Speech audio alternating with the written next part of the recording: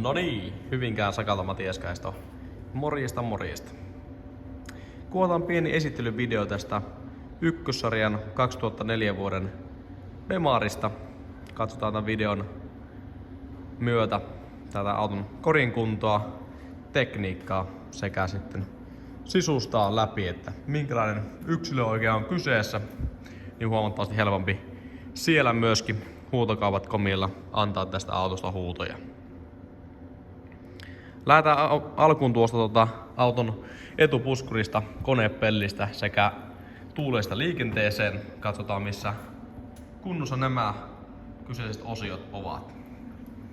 Alkuun etupuskuri kauttaaltaan ikään kilometreihin nähden fiksussa kunnossa. Täältä löydetään tämmöstä pientä jälkeä saattanut ottaa johonkin lumipenkkaan tai vastaavaan. Normaalia pientä kulumaa löytyy toki. Tuossa pientä naarmua, ei ole normaalista poikkeavaa. Ja täältä samoin, jos kurkataan suurennuslasilla tarkkaan, niin löydetään pieniä yksityiskohtia. Tuossa on vettä se ei jos muuten pysyvää jälkeen saa pyyhkimällä pois. Konepeltiosio kauttaaltaan siisti, fiksu.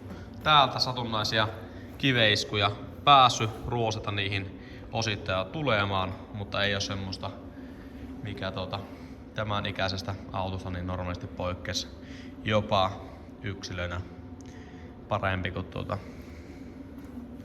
moni muu. Tuulesi osasto seuraavaksi vuorossa. Tuulesi fiksussa kunnossa. Ei oo suurempia halkeamia. Täältä yksi huomioitava asia. Sieltä löytyy tommonen härän silmä kuljettajan puolen lasista, mutta tuo ei ole ainakaan aikaisemmassa katsastuksessa tullut eteen. Toki siitä ei tiedä, että onko se tullut sen katsastuksen jälkeen, mutta itse näkisin, että tuo ei katsastukseen vaikuttaisi hylkäävällä tavalla. Seuraavaksi mennään tähän kuljettajan puolen osioon. Katsotaan kuljettajan kylki läpi. Kuljettajan kylki, pellit suorat, siistit, äärimmäisen fiksussa kunnossa. Ei ole siellä parkkipaikka halkeamia, parkkipaikka kolhuja tai muuta vastaavaa. Täällä pieni tuommoinen ruosteen alku, mutta ei ole päässyt sen pahemmaksi menemään. Alla alkuperäiset Bemarin aluvanteet, joissa on nastarenkaat talveksi. Näissä pintaa vielä semmoset 6 milliä, eli noilla uskoisin, että seuraavan talven, jopa toisen talven ajelee varmastikin. Ei tarvitse lähteä muutamaan kauteen rengas kaupalle tämän auton osilta. Seuraavaksi ollaan tässä auton peräpuoliskolla. Tästä voidaan todeta myöskin täällä kaikki oleellinen fiksussa kunnossa. Ei ole pellit vääntynyt tai muuta vastaavaa. Tuolta maalia lähtenyt satunnaisesti johonkin osunut, mutta ei semmoista normaalista poikkeavaa jälkeä on myöskään täällä auton peräpuoliskolla. Tästä meillä löytyy auton toiset renkaat. Ne on Bemarin alkuperäisillä vanteilla ja pintaa. Noissa kesärenkaissa on semmonen 4-5 milliä ainakin. Eli näillä kesärenkailla myöskin pärjäilee vielä muutaman kesän. Ei tarvitse niitä lähteä hankkimaan heti auton hankinnan jälkeen.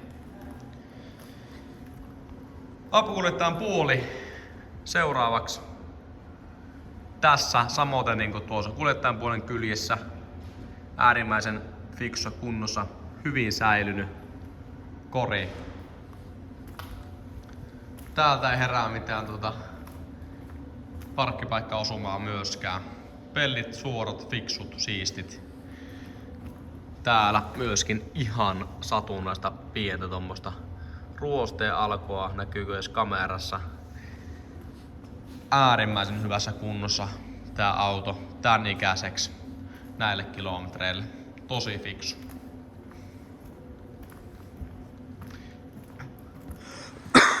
Mennään tuon auton sisäpuolelle seuraavaksi. Katsotaan pysyy ovet auki meillä. Katsotaan tämä osio läpi.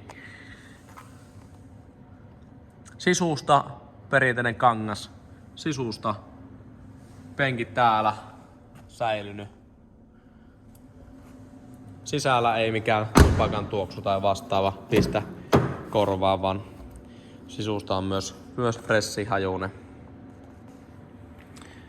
Kuluttajistuin hyvin säilynyt, pientä asiaan kuuluvaa jälkeen saattaa havaita tuolta kulman jälkeen, mutta se kuuluu näillä kilometreillä asiaan.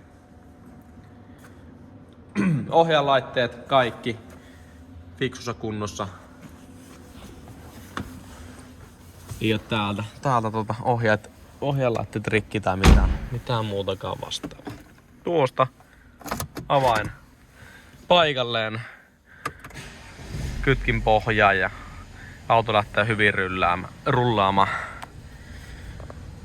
Siellä valot ei vilku, ainoastaan opiskelijavalo palaa tuolla, mutta vielä pääsee pötkyttelemään 52 kilometriä tuon rangen osalta.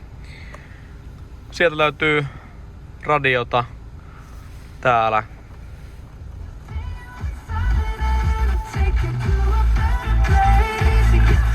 Äänentoisto toimii. Ilmastointi.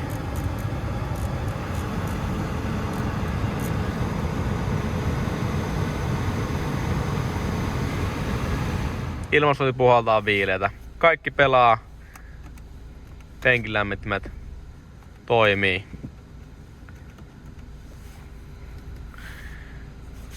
Fiksu auto joko jollekin ensiautoksi tai käyttöauton virkaa toimittamaan.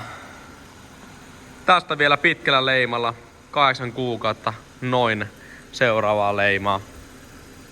Seuraavaa katsastusta ennen.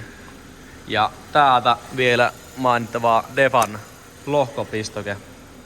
Saa tarvittaessa myös laittua pistokkeeseen ja auton lämpimäksi ennen kuin lähtee töihin aamupakkasilla viilettämään. Kiitoksia kun katsot videon. Onnea jokaiselle huutoon. Morjesta!